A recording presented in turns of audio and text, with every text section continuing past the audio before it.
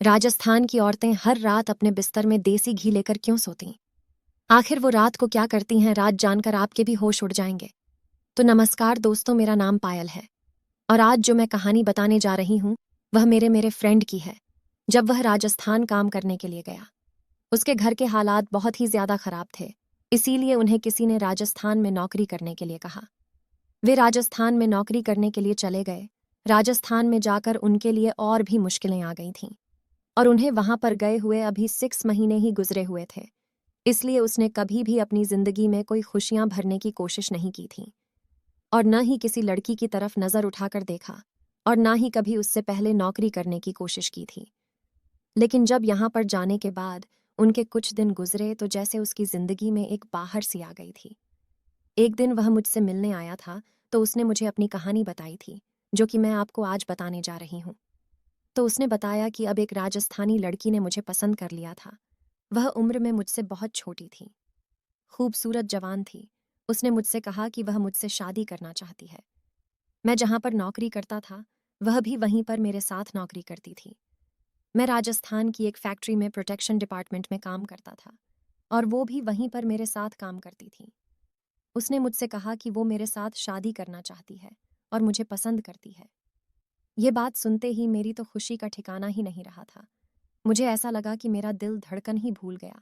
मैं सोच भी नहीं सकता था कि एक छोटे से गांव से निकलकर मामूली से काम में सेठ होकर एक राजस्थानी लड़की का पति बन जाऊंगा। यह तो आपको भी सुनने में अजीब लग रहा होगा कि मैं 32 साल का और वो 18 साल की जवान लड़की, उससे शादी करने पर मैं बहुत खुश हो रहा था। उसे लड़की की उम्र 18 साल थी। मेरे लिए बहुत ज्यादा खुशी की बात थी। मुझ जैसे 32 साल के लड़के को एक 18 साल की जवान लड़की मिल रही थी, जबकि हम दोनों की उम्र में 14 साल का फासला था। आखिर उसने मेरे अंदर ऐसी क्या खूबी देखी थी जो मुझे पसंद कर लिया था। मेरे लिए यह मेरी जिंदगी की सबसे बड़ी खुशखबरी थी, क्योंकि गांव में तो मुझे कोई रिश्ता नहीं ले रहा था, इसलिए कि लोगों का यह कहना था कि राहुल वहां जाकर बहुत बिजी हो गया है, कि ना तो उसके पास इतना टाइम है और ना तो इतना पैसा कि हम उसको अपनी बेटी दे सके।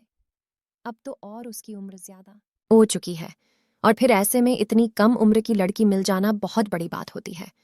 और वैसे तो वह इतनी ज्यादा हसीन है कि मैं उसके साथ अपनी पूरी जिंदगी बिता सकता था।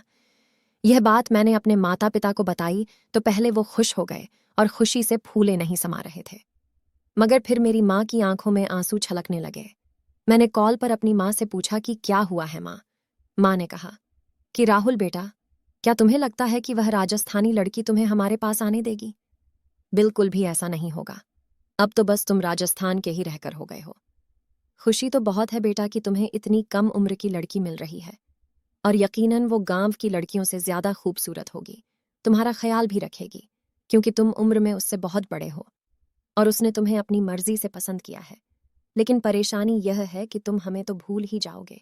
सारी जिंदगी हमने तुम्हें पाल पोस कर बड़ा किया, हमें तुमसे बहुत सारी उम्मीदें हैं और आखिर में तुम उसे राजस्थानी लड़की के ही होकर रह जाओगे। बस माता पिता की किस्मत में आखिर में सिर्फ मायूसी के सिवाय कुछ नहीं बचता। बस बेटे, मेरे दिल का बोझ अब हल्का हो गया। अब कॉल बंद करती हूँ। माँ के रोने की आवाज मेरे कानों में गूंज रही थी। ये बात तो माँ ने ठीक ही कही थी। जब मैं सविता से शादी कर रहा था तो मुझे बाकी लोगों को भूलना ही पड़ता। मैं बहुत ज्यादा परेशान हो गया था। मेरे दिल में यह ख्याल आया कि इंसान को रोजगार किस किस तरह से परेशान कर देता है कि उसे अपनों को ही छोड़ना पड़ता है। फिर मैं अपनी होने वाली राजस्थान वाली पत्नी सविता से यह बात कही तो वह मेरे गले लग गई और मेरे गले लगकर कहने लगी कि तुम ऐसी बातें क्यों कर रहे हो? क्या मुझे एहसास नहीं कि तुम एक इज्जतदार परिवार से ताल्लुक रखते हो? और मैं कौन सी अलग हूँ, मेरे भी परिवार का यही उसूल है जो तुम्हारे परिवार का है। मुझे तो खुशी है कि तुम इतने जज्बाती हो रहे हो। इसका मतलब यही है कि तुम फ्यूचर में मुझे बेपनाह मोहब्बत करोगे, मुझसे इतना प्यार करोगे कि मैं सारी जिंदगी खुश रहूंगी। जाहिर सी बात है, जो लड़का अपने माता पिता की इज्जत करता है वही असल में असली मर्द होता है, जो अपनी पत्नी को भी मोहब्बत दे सकता हो। मेरी पत्नी के इतने नरम दिल को देखकर मैं बहुत खुश हुआ था। मैंने उससे पूछा, क्या तुम मेरे माता पिता के पास जाने की परमिशन दे रही हो? तुम्हें पता है ना कि तुमने मुझसे कहा कि शादी के बाद तुम यही रहना चाहती हो। तो वह कहने लगी, अरे मेरे बेवकूफ पति, मैं तुमसे यह कहना चाहती हूँ कि तुम अपने माता पिता को यहाँ राजस्थान बुला लो। वैसे भी तो घर पर रहकर क्या करेंगे, तुम उनके इकलौते बेटे हो। अब वो वहां पर अकेले रह गए, तुम चाहो तो उन्हें यहाँ पर बुला सकते हो। तुम ही तो कहते हो कि तुम्हारे रिश्तेदार अच्छे नहीं हैं और ना ही उनका व्यवहार तुम्हारी फैमिली के साथ अच्छा है, तो फिर वहां पर अकेले रहकर तुम्हारे माता पिता क्या करेंगे? तुम उन्हें यहाँ पर बुला लो और हम उनकी मौजूदगी में यहाँ पर उनके सामने शादी कर लेंगे। मेरी पत्नी सविता के कहे हुए शब्द मुझे बहुत ही अच्छे लग रहे थे। मैंने अपने माता पिता को यह गुड न्यूज़ सुना दी। मेरे माता पिता के आने जाने का खर्चा सारा सविता ने ही उठाया था। वैसे भी उसके पास पैसों की कोई कमी नहीं थी, क्योंकि वो मुझसे पहले ही फैक्ट्री में काम कर रही थी और मुझे फैक्ट्री में लगे हुए सिर्फ 6 महीने ही गुजरे थे, इसलिए मेरी सैलरी उससे कम थी। शायद सविता को अपनी जिंदगी में ऐसा मर्द चाहिए था जो उसके साथ चलता हुआ अच्छा लगे। वैसे मेरी उम्र 32 साल थी, लेकिन मेरी हाइट हेल्थ कम थी, इसलिए मैं कम उम्र का ही लगता था। मैं कोई आदमी नहीं बल्कि कम उम्र का लड़का ही लगता था। बस गांव के लोगों की ही सोच ऐसी थी कि वो अपनी बेटी मुझे नहीं देना चाहते थे। खैर, अब तो मेरे पास एक ऐसी लड़की थी जो मुझे पसंद करती थी और मुझ पर मर मीठी थी। मैंने अपने पेरेंट्स को 1 हफ्ते के अंदर अंदर ही राजस्थान बुला लिया था। ये सब देखकर तो हमारे रिश्तेदार भी हैरान रह गए थे कि राहुल की किस्मत जाग गई है। उसने राजस्थानी लड़की से शादी करके अपने माता पिता को भी वहीं पर ही बुला लिया। मेरे पेरेंट्स जब यहाँ पर आए तो मेरी उनकी मौजूदगी में ही शादी हो गई। शादी वाले दिन मैं बहुत ज़्यादा खुश था। मुझे यकीन नहीं आ रहा था कि यह सब हकीकत में हो रहा है या फिर कोई सपना है। मेरी पत्नी ने मुझसे कहा कि वो मुझसे सिर्फ प्यार और इज्जत चाहती है। आज रात का 1 o'clock रहा था और वह मेरे कमरे में मेरे सामने बैठी हुई थी। वो बहुत ज़्यादा खूबसूरत लग रही थी। वह किसी खूबसूरत गुड़िया की तरह लग रही थी। ऐसा लग रहा था कि कोई मासूम सी मूरत मेरे सामने बैठी हुई है। मैं भी बहुत स्मार्ट लग रहा था और कपड़े भी महंगे पहन रखे थे, लेकिन मैं था तो एक अनपढ़ ही। मेरे अनपढ़ होने का सबूत यह था कि मैंने अपनी पत्नी के लिए जो गिफ्ट लिया था उसको मैंने सिर्फ एक छोटी सी थैली में रख लिया था। ना ही उसको बॉक्स में रखा और ना ही उसको पैक करवाया, जबकि मेरे पास एक थैली में अलग से पैसे भी पड़े हुए थे, जो कि मैं आज सुबह सुबह ही लेकर आया था। और यह भूल गया था कि मेरी पत्नी को तो चॉकलेट पसंद है। उसे तो चॉकलेट और टेडी बियर से प्यार है, जबकि मैं उसके लिए पैसे भी लेकर आया हूँ। वैसे भी हम जैसे लोगों की फितरत कहीं भी जाकर नहीं बदलती। मैं भी ना सोचते हुए पैसे अपने पास इसलिए रखे हुए थे कि वह जो चाहेगी अपने लिए लेकर आ जाएगी। यह भूल गया था कि उसके पास तो पहले से ही बहुत सारे पैसे हैं। मेरी पत्नी के हाथ में पहले से ही एक छोटा सा बॉक्स मौजूद था। शायद वो भी मुझे कोई गिफ्ट देना चाहती थी। जब मैं उसके हाथ में वो गिफ्ट देखा तो अपने पैसे देने का इरादा बदल लिया। सोचा कि उसे पैसे नहीं दूंगा, लेकिन वह मेरे हाथों में थैली देख चुकी थी, जिसमें एक में तो ज्वेलरी सेट था और दूसरे में पैसे थे। वह मुझसे पूछने लगी, राहुल इसमें क्या है? उसने मुझसे पूछा तो मैंने उसे बता दिया, यह मैं तुम्हें देने वाला था। मैं ज्वेलरी सेट तो उसको दे दिया, उसे पसंद आया, लेकिन वो दूसरी वाली थैली को मैंने कहा कि इसे तुम कहीं पर रख दो, ये मैं तुमसे सुबह को ही ले लूंगा, ये मेरा रोज का जेब खर्च है। सविता कहने लगी कि मुझे तो लगा था कि तुम मेरे लिए कोई स्पेशल गिफ्ट लेकर आए हुए हो। वह ज्वेलरी सेट सिर्फ मामूली सा ही था। उसे अच्छा तो लगा था, लेकिन वह उसे देखकर ज्यादा खुश नहीं हुई थी। मैंने उससे कहा कि माफ करना सविता, मैं अपने पेरेंट्स की वजह से शायद सब कुछ भूल गया था कि मुझे तुम्हें कोई स्पेशल सरप्राइज भी देना है, लेकिन मैं कल तुम्हें इससे भी अच्छा गिफ्ट ला करके दूंगा जो तुम्हें बहुत ज़्यादा पसंद आएगा। बल्कि लाकर नहीं दूंगा, तुम्हें उस गिफ्ट के पास जाना पड़ेगा। मेरी चिकनी चिकनी बातों में वो आ गई थी और उसकी नाराज़गी भी दूर हो गई थी और वह सब कुछ भूल कर मेरे गिफ्ट के बारे में सोचने लगी। मैंने गड्ढे के नीचे हाथ बढ़ाया और उससे कहा कि मैं यह सारे पैसे गड्ढे के नीचे रख रहा हूँ। तब उसका चेहरा उतर गया। ऐसा लग रहा था कि जैसे वह नहीं चाहती थी मैं गद्दे के नीचे सामान रखूं। वो शायद मुझे अपने पास नहीं आने देगी। इस शादी का कोई मकसद होगा जैसे उसने शादी की, वरना मेरे हाथ आगे बढ़ने पर वो मुझे इतनी अजीब नज़रों से नहीं देखती। मेरे दिल में हजारों सवाल आ रहे थे। सविता कहने लगी, ये तुम क्या कर रहे, गद्दे के नीचे क्यों रख रहे हो? उसने मुस्कुरा कर मुंह ने पूछा। मैंने कहा, तो फिर कहाँ पर रखूं? तो वह कहने लगी, लाओ, मैं इसे अपनी अलमारी में रख देता हूँ।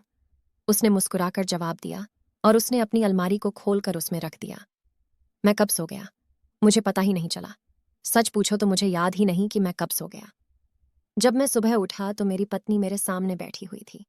और वह मुस्कुराते हुए मुझे ही देख रही थी और मुझसे कहने लगी कि जल्दी उठो राहुल, बहुत देर हो रही है और हमें फैक्ट्री भी तो जाना है। सब लोग हमारा वहां पर इंतजार कर रहे होंगे और तुम्हारे पेरेंट्स भी यही सोचेंगे कि मैंने उनसे उनके बेटे को छीन लिया। तो चलो जल्दी उठो, पहले ही बहुत देर हो गई है। उसने यह कहकर गड्ढे के चारों तरफ के कोनों को अच्छी तरह चादर से दबा दिया। मैं वॉशरूम में चला गया। मुझे अपनी पत्नी सविता का बिहेव बहुत ही अजीब लग रहा था। ऐसा लग रहा था जैसे कि वह मुझे कुछ छुपाने की कोशिश कर रही है। मैं वॉशरूम से वापस आया तो वो बेड पर ही बैठी हुई थी।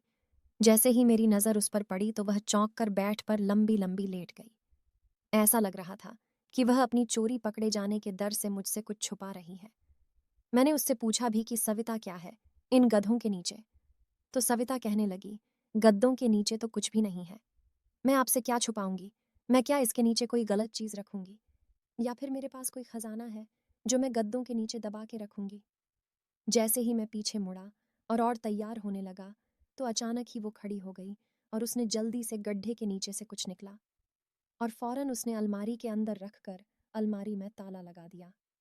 मैं अब शक में पड़ गया था कि अगर सविता मुझसे कुछ नहीं छुपा रही है तो फिर उसने अलमारी में क्या चीज़ रखी है और फिर ताला क्यों लगाया है। ये बात मेरे दिमाग में घूम रही थी। हम लोग एक साथ घर से निकल गए और अपनी फैक्ट्री में जाकर काम करने में बिजी हो गए। रात कैसे हो गई पता ही नहीं चला। दिन भर हमने अपनी फैक्ट्री में काम किया था और फिर रात के 8 o'clock बजे हम लोग अपने पेरेंट्स के पास गए थे। वो भी हमें देखकर बहुत खुश हो गए थे। मेरी पत्नी ने अपने किसी जानने वाले से एक छोटा सा घर किराए पर ले लिया था जिसमें मेरे माता पिता ठहरे हुए थे, क्योंकि वो हमारे साथ उस घर में नहीं रह सकते थे। जिस घर में हम रहते थे वह मेरी पत्नी का घर था और वह भी बहुत छोटा था। उसमें सिर्फ एक कमरा और छोटा सा आंगन ही था। अगले दिन मैं किसी काम से घर से बाहर निकला तो रास्ते एन मुझे अपना एक पुराना दोस्त मिल गया था। वह राजस्थान में किसी काम से आया था। मैं जब उससे मिला तो मैंने उससे उसके हाल पूछे और वह भी मुझसे बातचीत करने लगा। उसे मेरी शादी के बारे में पता था। हम दोनों एक चाय के ठेले पर बैठकर बात करने लगे। वो मुझसे अजीबोगरीब बातें पूछने लगा तो उसने मुझसे शादी वाली रात के बारे में मुझसे मजाक और बातचीत शुरू कर दी। मैंने उसे शक्ति से मना कर दिया कि मैं ऐसी बातें हंसी मजाक के लिए नहीं करना चाहता।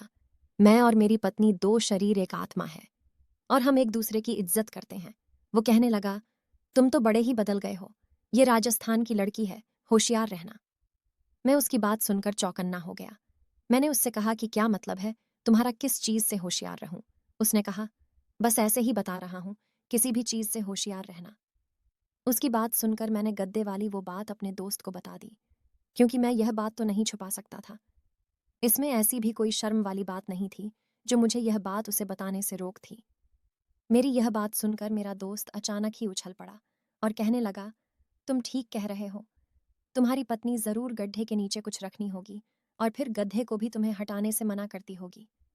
मैंने अपने दोस्त से कहा कि हाँ, ऐसा ही करती है। तुम ठीक कह रहे हो, शायद यह मेरा बहन भी हो सकता है, लेकिन मुझे ऐसा ही लग रहा है। आगे का नहीं पता तो मेरा दोस्त कहने लगा, चलो तुम इससे पहले अपनी पत्नी पर शक करो 2-3 दिन और इस बात की सच्चाई का पता लगा लो कि वो रात को ऐसा ही करती है या फिर तुम्हें ऐसा लगता है।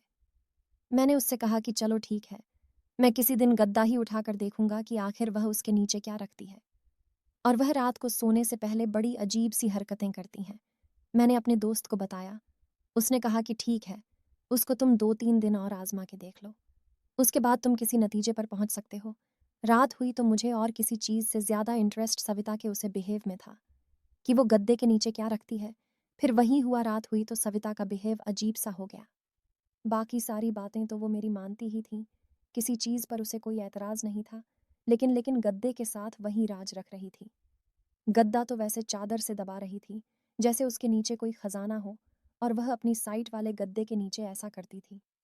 मुझसे कहने लगी, राहुल इधर होकर लेटो, ये क्या कर रहे हो? उसने ऐसा कहा कर अपनी जगह से मुझे पीछे हटा दिया और कहने लगी कि मैं देख रही हूं कि तुम मेरी जगह पर लेटने की कोशिश कर रहे हो, बहाने से गद्दे के नीचे देखना चाहते हो। प्लीज तुम ऐसा मत करो, मैं तुम्हारी पत्नी हूं, मुझे तुमसे ज्यादा घर की साफ सफाई का ध्यान रहता है।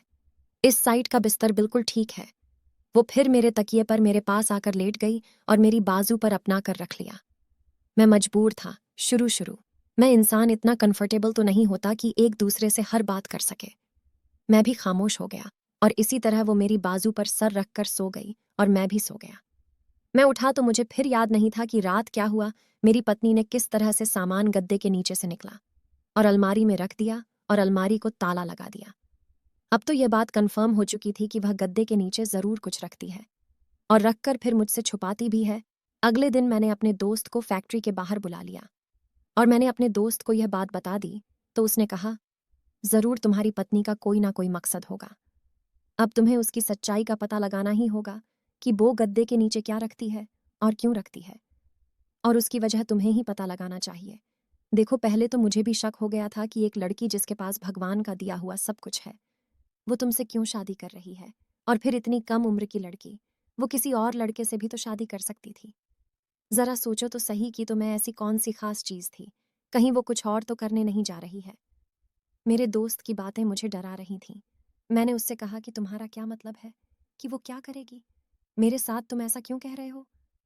वो मेरी बात सुनकर सोचने वाले अंदाज में कहने लगा, देखो राहुल, मैं तुम्हें बेवजह के शक में नहीं डालना चाहता, लेकिन एक बात तो सच है, जो मुझे नजर आ रही है, तुम्हें खुद भी अजीब लगता है कि वह तुम्हारे बैठ के गद्दे के नीचे सोने से पहले कुछ रखती है जिसे वह सुबह निकाल लेती है। अब यह तो तुम पर लागू होता है कि तुम उस चीज को किस तरह से ढूंढो, क्योंकि अगर फिर कोई बात हुई तो फिर तुम्हारा जिम्मेदार कौन होगा। अब तो तुम अपने माता पिता को भी यहाँ पर बुला चुके हो। ये सोचो कि यह लड़की तुम्हारे लिए 1 महीने पहले एक अजनबी थी, और आज तुम इस लड़की के साथ एक कमरे में रह रहे हो, खा रहे हो, पी रहे हो और उसके साथ घूम रहे हो, अपने होश खो रहे हो। क्या पता वह लड़की कौन है और तुम्हारे साथ क्या का ना चाह रही है। तुम होश में आओ, और इतना ज्यादा भरोसा किसी पर एकदम से नहीं करना चाहिए, और तुम्हारे सर पर तुम्हारे पेरेंट्स की भी तो जिम्मेदारी है। उसने मुझे अच्छे खासे शक में डाल दिया था। आज मैंने सोचा कि अपने पति होने के नाते इस रिश्ते को आज इस्तेमाल करूंगा और घर जाकर जबरदस्ती गद्दे को उठाकर देखूंगा कि वह उसके नीचे क्या रखती है, क्योंकि ऐसा तो हो ही नहीं सकता कि वो मुझसे हर एक बात के लिए रोज मना कर दे और मैं उसके कहने पर रुकता ही चला जाऊं। पति पत्नी के बीच कोई राज नहीं होना चाहिए। आज मैंने अपने दिल में इरादा कर लिया कि मैं आज घर जाते ही गद्दा उठाकर जरूर देखूंगा। जब मैंने पीछे पलट कर देखा तो मेरी जान ही निकल गई। मैंने देखा कि मेरी पत्नी वहीं पर मेरे पीछे ही खड़ी हुई सब कुछ सुन रही थी। मुझे उसे देखकर बहुत शर्मिंदगी महसूस हो रही थी कि मुझसे कितनी बड़ी गलती हो गई। वो मेरे बारे में क्या सोच रही होगी, मैं दिल ही दिल में बसता रहा था। मेरी पत्नी मेरा सारा प्लान जान चुकी थी। अब मैं अपनी पत्नी से यह भी नहीं कह सकता था कि तुम गद्दे के नीचे क्या रखती हो। अगर ऐसा करता तो मैं बहुत ही गिरा हुआ इंसान लगता, जैसे उसके चेहरे के एक्सप्रेशन थे। उससे तो ऐसा ही लगता था जैसे मेरी पत्नी को इस बात पर बहुत गुस्सा आया है और उसे मुझ पर अफसोस हो रहा है कि मैं कितना बेगैरत इंसान हूँ, जो अपने दोस्त से अपनी ही पत्नी की बुराई कर रहा था। मेरे दोस्त को भी अंदाजा हो गया था कि मैं अपनी पत्नी के सामने शर्मिंदा हो रहा हूँ। मेरे दोस्त ने कहा कि तुम भी कितने पागल इंसान हो, अगर उसे पता चल गया है कि तुम उसे यह बात कह रहे हो तो तुम्हें उसे पर भरोसा करना चाहिए। बजाय परेशान होने के तुम एक काम करना, घर जाते ही गद्दा बेड से हटाकर देखना और कहना कि मुझे बस यही जानना था कि गद्दे के नीचे क्या है। अब तुम इस बात पर डरने लगोगे तो वो तुम्हारे लिए और मुश्किल हो जाएगा, क्योंकि औरत के सामने तुम जितना दब कर रहोगे वो तुम्हें उतना ही दबाती चली जाएगी। शाम को जब हम दोनों पति पत्नी घर आए तो मेरे अंदाज कुछ बदले हुए थे। तो वह कहने लगी, मैंने सब कुछ सुन लिया है। आपने अपने दोस्त से जो भी कहा, अपनी पत्नी की बात सुनकर मैं शर्मिंदा होने की वजह अपनी बात पर ही डट गया। मैंने कहा, हाँ, तुमने सही सुना है। आखिर इसमें बुरा ही क्या है। तुम मुझे खुद बता दो कि तुम गद्दे के नीचे क्या रखती क्या हो। इस कमरे में जो कुछ भी है, क्या उस पर हक नहीं है। मैंने अपनी पत्नी से बहुत प्यार और मोहब्बत से पूछा कि मेरी जान, मुझे बता दो कि तुम ऐसा क्या जादू करती हो कि कमरे में आते ही मुझे नींद आ जाती है, और गद्दे वाली बात को तो मैं भूल ही गया हूँ। तुम गद्दे के नीचे क्या रखती थी। मेरी बात सुनकर वो हंसने लगी और कहने लगी, देखो, अगर तुम्हें लगता है कि मैंने तुम पर कोई जादू टोना किया है तो यह गलत है। जादू से तो मैं दूर भागती हूँ, बल्कि मैं तो ऐसे लोगों से नफरत करती हूँ जो जादू जैसी चीजों पर विश्वास रखते हैं। आपके साथ आपके तौर तरीके को बदल रही थी। आपके गांव में ऐसा होता होगा कि आप रात को देर से घर वापस आते रहेंगे, लेकिन यहाँ पर ऐसा कुछ नहीं है। यहाँ पर रात हो जाने के बाद कोई बच्चा भी घर से बाहर नहीं निकलता। तभी तो यहाँ पर हर कोई इंसान सुबह जल्दी उठकर अपने काम में लग जाता है। और रही बात आपकी नींद की, तो मैं एक अलग तरह की कोयल लगती हूँ, जिससे मच्छर तो भागते ही हैं, साथ ही साथ उसकी खुशबू से हम दोनों को नींद भी आ जाती है। और रही बात गद्दे या बैठ पर बिस्तर के नीचे मैं क्या रखती हूँ, तो मैं वहाँ पर एक डिब्बी में देसी घी रखती हूँ और रोज़ रात को उस घी से अपने पैरों की मालिश करती हूँ। क्योंकि सारा दिन फैक्ट्री में काम करके मेरे पैर दुखने लगते हैं, तो देसी घी से मालिश करके जहाँ पैरों का दर्द मिटता है, वहीं पर आंखों की रोशनी भी तेज होती है। अब भी अगर आपको ये लगता है कि आपके सोने के बाद मैं कहीं जाती हूँ या किसी से मिलती हूँ, तो ऐसा बिल्कुल भी नहीं है। मैं तो रात को उसी टाइम सो जाती हूँ। कमरे में होने वाली कोयल की वजह से आपको भी घर में आते ही नींद आने लगती है, और यही इस कमरे की खास बात है। मैंने यह सब कुछ जानबूझकर किया ताकि हम दोनों की जिंदगी में आसानी हो। और देखो, छोटी मोटी बात पर शक मत किया करो। अगर तुम मुझसे पूछ लेते तो मैं साफ साफ बता देती, लेकिन तुमने सबसे पहले यह बात अपने दोस्त को बताई, उसके बाद मुझसे सवाल किया। अपनी पत्नी की बात सुनकर मैं शर्मिंदा हो गया था। सच में हम कभी कभी ऐसा ही करते हैं, छोटी से छोटी बात को दिल पर सवार कर लेते हैं, और फिर इसी के बारे में सोचते सोचते एक छोटी सी बात का इश्यू बन जाता है, और वो इश्यू हमारे रिश्ते की सारी खूबसूरती को छुपा लेता है। मैं आप सब लोगों से यही कहना चाहूँगी कि अगर आपको किसी पर भी थोड़ा सा भी शक हो, तो आप उसके सामने बैठकर बात को क्लियर कर लें।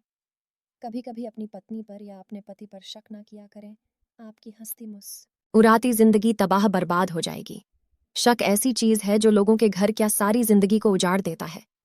भगवान का शुक्र है कि मेरी पत्नी समझदार थी और उसने मुझे समझने के लिए एक नया तरीका अपनाया। तो इस कहानी के बारे में आपकी क्या राय है, कमेंट करके ज़रूर बताइएगा। दोस्तों, आपको ये हमारी मज़ेदार कहानी कैसी लगी? आप हमें कमेंट बॉक्स में ज़रूर बताएं। यदि आपके पास भी ऐसी कोई प्यारी सी कहानी है, या फिर ऐसी कोई कहानी जिससे कुछ शिक्षा मिले, तो आप हमारे साथ उसको ज़रूर शेयर करें। दोस्तों, यदि आपको हमारी ये वीडियो अच्छी लगे, तो आप हमारी इस वीडियो को लाइक शेयर ज़रूर करें, और ऐसी ही दिल को छू लेने वाली प्रेरणादायक कहानियाँ सुनने के लिए हमारे चैनल को भी सब्सक्राइब करें। तो दोस्तों, कल को फिर मिलते हैं एक और नई वीडियो के साथ। जय श्री राम, धन्यवाद।